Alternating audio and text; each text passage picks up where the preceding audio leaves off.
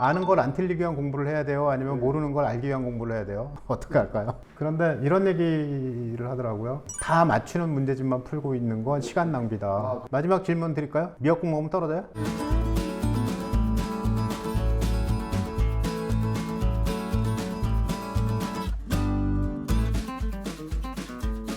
네, 안녕하세요. 진동서입니다. 반갑습니다. 네, 신동원입니다. 고등학교 3학년 얘기 한번 해볼까요? 9월 6일 날 수능 원서가 마감됐어요. 일단 작년보다 원서를 낸 숫자가 1만 8천 명이 늘어났다고 하는 거죠. 고3 재학생들이 14,000명 정도 늘어났고 재수생이 한 또 2,000명 늘어났으니까 검정고시 학생들이 또 2,000명 늘어났어요. 문제는 이제 전년도 총 수험생이 줄었는데도 졸업생이 늘었다는 거죠. 네. 졸업생이 줄어야 되는데 는 게 더 문제인 거죠. 보통 한 20% 정도는 줄었어야 되거든요. 한양대학교 의과대학 1학년 학생을 만났는데요. 3월 달까지는 대학에 잘 나갔대요. 그런데 의료 분쟁 때문에 4월 달서부터 수업이 없었답니다. 그래서 지금 전국에 있는 의대생 3,000명들이 상당수 재수 쪽으로 틀었다 하더라고요. 근데 이게 뭐가 문제가 되느냐면요. 재학생들이 아무래도 한 번 더 공부한 재수하는 학생들한테 밀리거든요. 그래서 수능 최저 학력 기준을 채우기가 어렵게 되고, 그러니까 이제 수시에 떨어지게 되고, 정시로다가 2월 되게 되면은 수능 잘 본 재수생들한테 또 밀리게 되고 해서 재학생들이 올해도 역시 굉장히 대학 입시에서 힘들겠다 이런 생각이 듭니다. 그러니까 실제로 그 최저 등급을 맞춰야 되는 학생들은 좀 더 공부를 열심히 해야 되는 거죠. 이미 접선했으니까. 9월 13일 날 고3 수시원서가 이제 또 마감이 됐어요. 서울대는 작년보다 한 800명 정도 더 지원을 많이 했는데 의대 지원이 됐으니까 의대 쪽으로 원서가 많이 넘어갈 거다. 작년과 보합이거나 조금 낮아지지 않을까 그러는데요. 서울대 경쟁률이 약간 높아졌어요. 높아졌는데 근데 자연계 쪽이 조금 더 높아졌어요. 전국적으로 고등학생의 자연계 숫자가 꽤 많이 늘었어요. 그 학생들이 다 이공계나 의학학 계열에 지망하게 되면 경쟁률도 높아지고 또 인원이 많아지니까 사회 과목보다 과학 과목이 오히려 등급이 좋은 학생들이 더 많아지고 갈수록 내신의 평균 컷이 좀씩 올라간다고 그래요. 인원을 정시로 또 많이 옮겼잖아요. 수시 모집 인원 자체가 많이 줄었어요. 그 바람에 경쟁률 자체가 이제 올라가는 거죠. 매년 보면은 서울대는 경쟁률이 셀 것 같은 예를 들어 경영학과라든지 수학과라든지 컴퓨터공학과 이런 데가 아이들이 하도 쓸 것 같으니까 최우수 학생들이 가고 싶어도 겁먹고서 원서를 못 내거든요. 의외로 또 수학과라든지 경영학과 이런 데가 경쟁률이 좀 낮더라. 이제 하여튼 뭐 연세대나 고려대나 한양대, 특히 이제 한양대가 많이 높아졌고요. 고려대는 올해 처음으로 이제 논술 전형이 신설돼가지고 13대 1에서 20대 1로 그냥 거의 2배 가까이 높아졌습니다. 학생부 종합 전형이라든지 학생부 교과 전형은 큰 차이 안 나요. 작년하고요. 최고 경쟁률 대학을 한번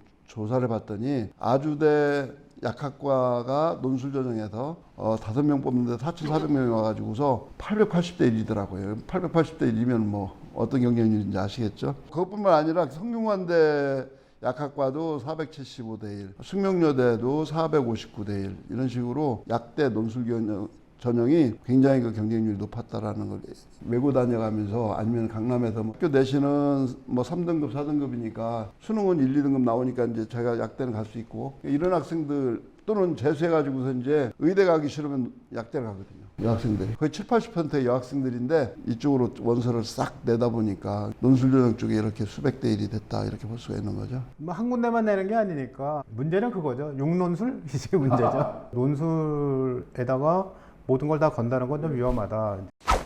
지금 현재 고3들이 어떻게 해야 올해 대학 입시를 갖다가 성공할 수 있는지. 첫 번째는 일단 멘탈이 중요해야 되거든요. 멘탈 관리를 잘해야 됩니다. 그 자기 생활의 루틴을 만들어서 그걸 꼭 지켜가지고 움직이게 되면 슬럼프도 안 오고 불안감도 좀 덜하고 그렇거든요. 생활 리듬을 꼭 지켜라. 그게 한 가지고요. 멘탈 관리할 때 방법도 있거든요. 불안해지면 심호흡을 하세요. 그 다음에 이제 머릿속으로 자기가 편안했던 장소를 상상해가지고 그 장소에 자기를 갖다 놓고 이제 명상을 해라. 뭐 불안할 땐 좀 서 있는다. 뭐 이런 것들. 그 다음에 긍정적인 말 하는 게 좋다고 말씀하셨잖아요. 말로 해보는 겁니다. 속으로 나는 할 수 있어 그러지 말고 겉으로 나는 할 수 있어. 파이팅! 이렇게 말하는 것 굉장히 의미가 있고요. 말로 할 뿐만 아니라 글도 쓰면 도움이 된답니다. 아, 네. 우리 왜 운동 경기 할 때도 그렇잖아요. 그 서로 박수 쳐주고 이렇게 네. 길을 선수들끼리 응원해 주는 것이 분위기를 띄우는 데 도움이 된다. 그 우리나라 양궁이 그러죠. 그냥 8점 쏴도 막 그냥 박수 쳐주고 걱정하지 마, 내가 10점 쏠게. 못한다 하더라도 격려를 해주고, 자, 긍정적인 얘기를 많이 해주게 되면 내 몸속에 있는 모든 에너지가 긍정으로 바뀐대요. 훨씬 더 용기도 생기고 자존감도 높아지고, 그러면서 이제 생체 리듬도 좋아지고 지치지 않는다고 합니다. 그래서 두 번째는 수능 무슨 요일 날 보는지 아시죠? 수능 목요일 날 봅니다. 그러니까 어떻게 하면 내가 목요일 날 최고의 몸 상태를 만들 수 있을까? 그것도 같이 고민을 좀 해봤으면 좋겠다. 좀 웃기는 얘기지만 어쨌든 그건 생각보다 중요합니다. 특히 여학생의 경우 진짜 중요합니다.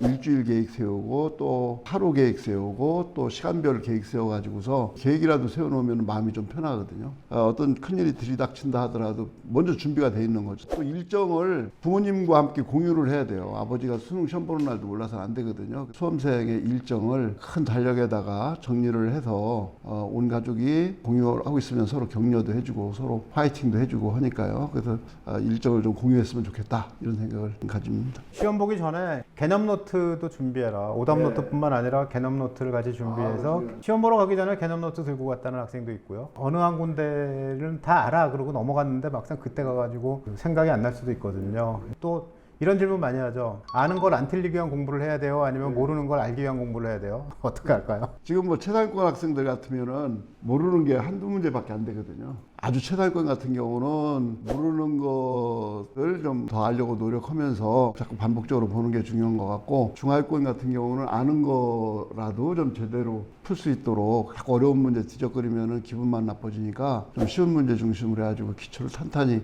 요것만 맞추자라고 해서 그런 정도 돼도 3등급은 나오기 때문에 수시에다 최저 기준 맞추는데 지장 없거든요.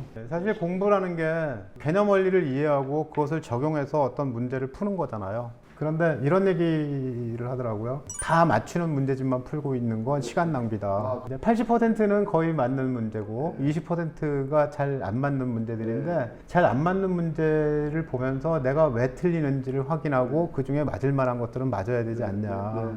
목표를 이루지 못한다면 사실 아는 것만 다 맞는 게 무슨 소용 있겠어요. 그것만 다 맞는 거 가지고는 안 된다는데, 집토끼 산토끼에 대한 얘기입니다. 그래서 이미 내가 알고 있는 건 집토끼인데 그걸 잃지 않는 것도 중요하지만 산토끼를 잡을 수 있는 전략을 세워야 된다는 얘기고요. 그럴 때 그냥 우왕좌왕하지 말고 반드시 잡아야 되는 것들은 잡으세요. 마지막까지 자기 관리를 잘해서 꼭 소원 성취하시길 바라겠습니다. 전생들은 벌써 뭐 예를 들어 선택 과목 같은 경우는 문제집을 한 15건 이상 풀었어요. 작년에도 6, 7건 정도 풀었지. 올해도 3월달부터 걔들은 이제 문제집 풀거든요. 근데 그러다 보니까 이제 다 아는 것 같은 거예요. 처음부터 끝까지 교과서를 넘기는데 1시간 또는 2시간 만에 다 알고 있다고 그냥 넘기더라고요. 근데 그런 식으로 해가지고 실력 절대로 안 늘거든요. 다 안다고 생각하지 말고 자기가 모르는 부분이 어딘지, 자기가 진짜 약한 부분이 어딘지를 갖다가 꼼꼼하게 성찰을 하면서 공부를 해야, 그래야 자기가 모르는 부분을 갖다가 찾아내가지고서 그 부분을 더 강화시킬 수 있다. 그래서